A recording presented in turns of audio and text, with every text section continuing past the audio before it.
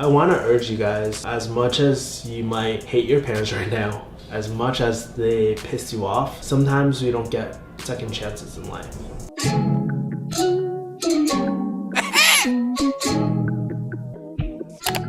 What up guys, it's your boy, Kevin the Farm D, aka Kevin the Refugee, refugeehustle.com. Oh, I just thought I'd throw an old school type of video back in the kitchen where I just drink my mother coffee.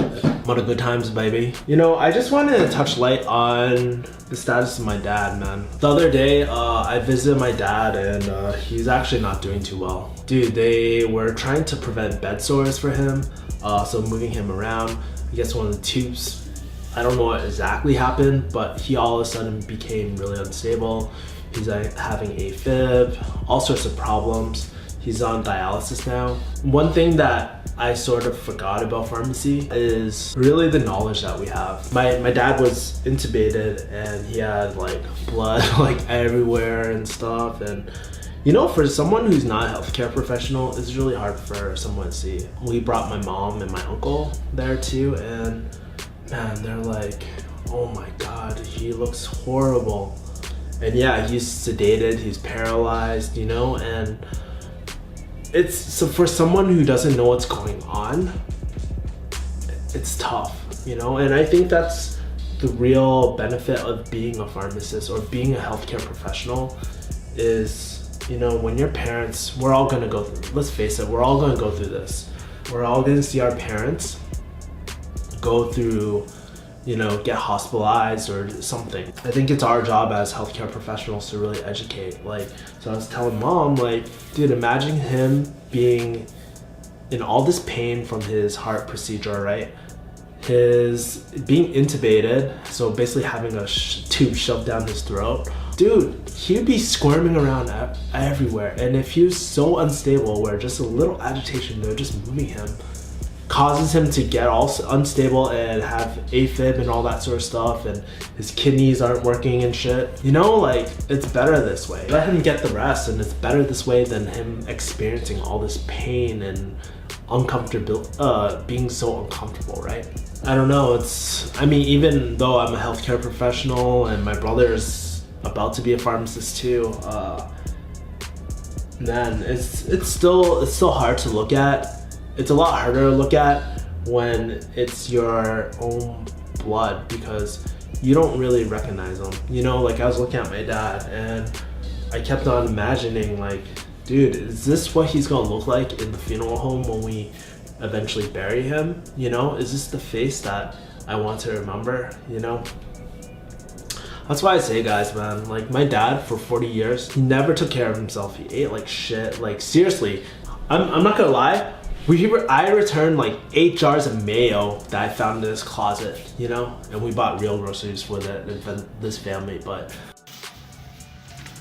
Oh my God, oh my God. Huh? I don't know, we threw away like donuts, but dude, there's like hot dogs and like all this junk in the freezer and shit. And I'm not saying that you can't indulge every once in a while, man, but I think that's the real power of healthcare professionals, is that not the knowledge that we have, but the power that we have to influence certain decisions, you know? You don't influence actions or decisions just with information. Yes, sometimes it can scare somebody, right?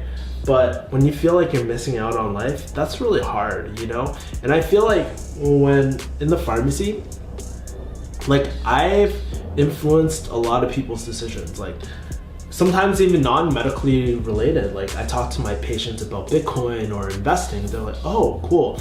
You plant a seed in their head and then maybe it'll grow. Sometimes it won't.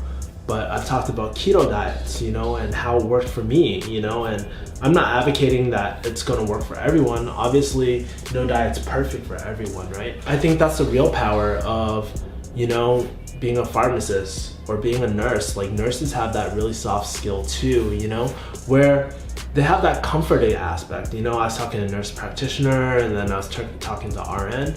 They're so comforting and I'm like, damn, this is what it's like, you know, like being on the other side. And it gave me such a huge respect to nurses and even the surgeon, the doctor. Like we have the director of cardiology working on my dad. And he, even as that personal touch, I'm sure he's busy as hell, right? But he even just gives us that personal call, or he just calls us and lets us know what's happening with our dad. And he immediately called us when my dad was very unstable. So shout out to MGH, man. They're honestly one of the best, man. And I'm so glad to have my dad in such great hands, man, and by people who care so much. You know, you can tell the people there really love their job. And man, I can't imagine what kind of team, like what it feels like to be on a team that works together like that. And I think that's always my not my necessarily dream job, but my dream culture, you know, where people can just talk to each other and people have this camaraderie, you know. Sure, it's not all that great all the time, but from the patient's view, like, it feels good when the team is working together, because you feel like your loved one, your dad, your mom, your grandma, they aren't fighting, they're working toward a common goal. And maybe, you know, if you're a practicing pharmacist or you're a technician and stuff, maybe show your boss this video or something and just let them know that, you know, teamwork is really important. Making sure that you have a happy team, rather than just like being efficient, productive all the time, means a lot to us patients. And it's just really cool to see the other side of things. Anyways, guys, been rambling for like 8 minutes now. I just want to say a final thing. With my dad, I've never seen him so scared being pushed off into OR, you know, or operating room. Never seen him so scared in my life. And I can't imagine what it's like going into the room and what the chance of never waking up.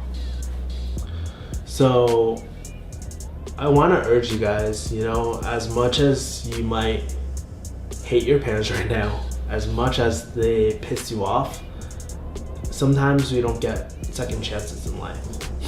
And really telling them how you feel, having that conversation of like, hey, you know, maybe things weren't good in the past with us, but going forward, I just want to have such a better relationship, I think is the most important thing that you can actually do.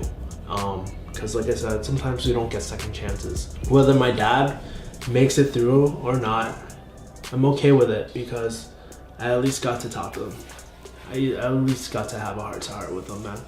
And I know that he truly loves me, and I truly 100% support my dad too. So I'm gonna start a GoFundMe, just kidding. Anyways, guys, make sure if you like these real videos, please subscribe, sign up for my email list at refugeehustle.com, all that YouTube shit.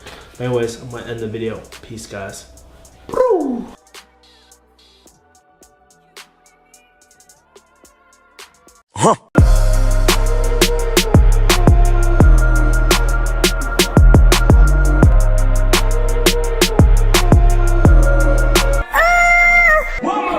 What up, guys? It's your boy Kevin, the refugee. Ah, fuck, I fucked up.